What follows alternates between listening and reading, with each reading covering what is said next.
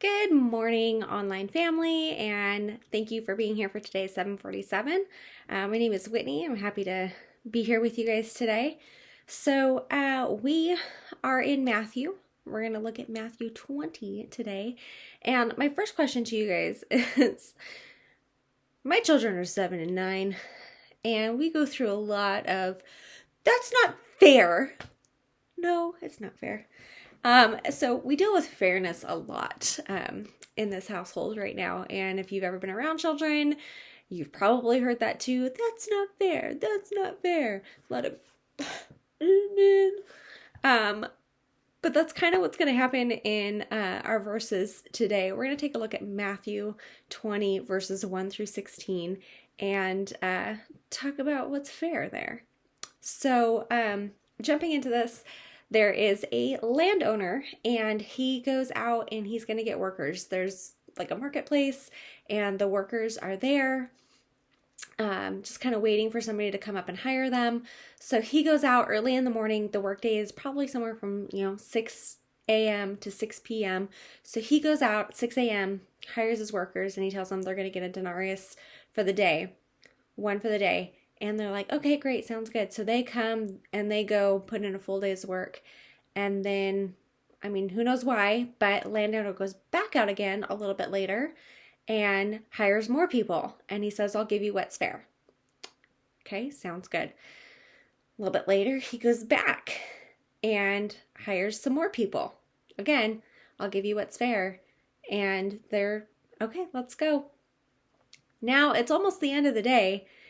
Maybe 5 o'clock or so, goes back out again and gets more people to come, and he hires them. Again, what is fair? So now you've got people who've been working 12 hours, you got people who've been working 1 hour, and a bunch in the middle. And so at the end, the landowner goes and tells his foreman, okay, it's time to go pay the people. And so what he does is he ends up paying the last ones that were hired first and the first ones that were hired last. And this was kind of important because of what happens. So he gives the last people hired, they come up to get their pay, and they get the one denarius that the first people were promised. So now these first people see what they get, and they're like, oh, those guys only work for an hour. We're going to get so much more than that. This is going to be awesome. So then the next guys come up, they get one denarius. The next ones come up, they get one denarius. And now it's kind of like what? Wait a minute. Until the last guys come up and they get their one denarius, at which point we hear that's not fair. And the landowner says, well, this is what we agreed upon. This is fair. This is what I promised that I would give you. He's not being unfair to them. This is what they already decided on. And he's just choosing to be more generous with the other people that he hired because of, his decisions. He says, I can make my decisions, whatever I want to do. If I choose to be more generous with these people, then that's on me. But I haven't been unfair to you. This is what we talked about. It's not like he went back on his word and didn't pay them enough. He paid them what he said. And so this just kind of goes into knowing what our reward is going to be and the grace that God gives us. So at the end it says, so the last will be first and the first last. So Peter and his disciples, they knew that they had given up a great deal to follow Jesus. And Peter kind of wants to know, like, okay, so what are we going to get in return for this? We've given up a lot. We've sacrificed for you, Jesus. What are we going to get then? And through this parable, Jesus kind of lets them know that, yes, you will be rewarded. You're going to get paid. I promise you're going to get paid for this. But that reward might be different than what you're expecting. And the disciples shouldn't be surprised when they are rewarded and it's not quite what they had expected. It might come in unexpected ways. They might be expecting the 1 denarius, but God gives them 5, or he gives them 1, or he gives them 20. It's up to God. It's not up to us. God isn't in the business of fairness. He's in the business of grace. We talk about it all the time. Grace isn't what you deserve. It's what God is willing to give you. A lot of us, we don't deserve a lot of things that God has given us, but he decides to bless us anyway, because of that grace. Through grace, we get to go to heaven. We don't have to pay that penalty of death that Jesus paid for us. That grace was given to us freely, and we don't get all the things that we deserve sometimes, which is a great thing. I mean, let's think about it. What's some of the stuff that we deserve that God does not punish us for? So it's hard for us to grasp this concept because in like our everyday lives and the human side of things, we expect things to be fair and to get what we deserve. Okay, you do something bad, you get punished. There's a consequence for that.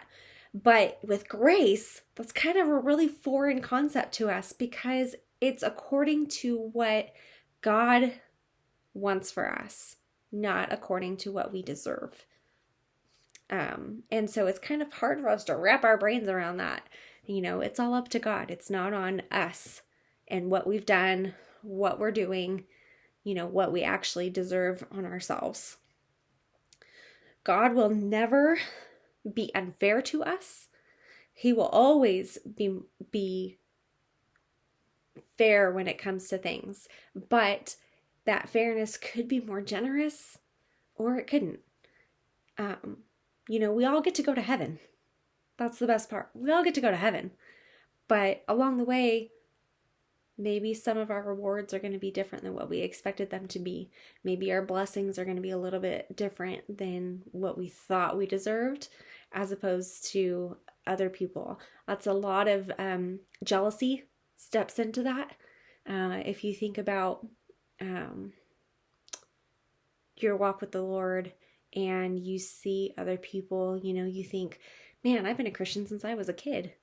Don't I deserve more than this person that's been a Christian for 2 days? Oh man, I've been following the Lord faithfully my whole life. Don't I deserve more than that? Don't I deserve more than this person who's been in and out of jail and that person still gets to be forgiven and goes to heaven? A lot of jealousy kind of comes in there of like, well, that person doesn't really deserve it. I think I deserve it more. But that's not how God works. God doesn't work on that, what we think, that system of getting what we deserve. God's not on that system. He's on his own system. And thank him for it, because I definitely don't want to deal with what I deserve. I would greatly take God's blessings, whatever he decides to give me, over, the things that we actually deserve in life. So, God's grace is always an amazing thing. And so I want you guys to just kind of take that into it today and know that, God's grace is so much more than anything that we deserve, and we take the blessings whenever we can. And remember that we're all going to go to heaven anyway. So I think that's a win right there. So even though these guys stepped in and felt like that wasn't a very fair treatment of them, God still treated them fairly. They still got what they deserved for the day. Well, not deserved, but they still got what they agreed upon for the day. Just others got a little bit more blessed than the guys. But it's up to God. And we have to trust that God's choices are the best. We have to trust that God has plans for our lives and that he's going to give us that grace when we need it the most. And he's going to give us those blessings when we need it the most. And, we don't know what God's plans are, but we know that we can trust Him, and we know that we can continue on and follow Him and serve Him because of the grace that He's given us to move on, the grace to go about our lives and not deal with the punishments of our actions. So we thank Him for that. And we just love Him, and we do our best to follow Him and serve Him in every way that we can. So with that, friends, I hope that you have a wonderful Friday and a great weekend, and hopefully you guys stay nice and cool in this crazy weather. But we will see you on Sunday. So have a great weekend, guys. Bye.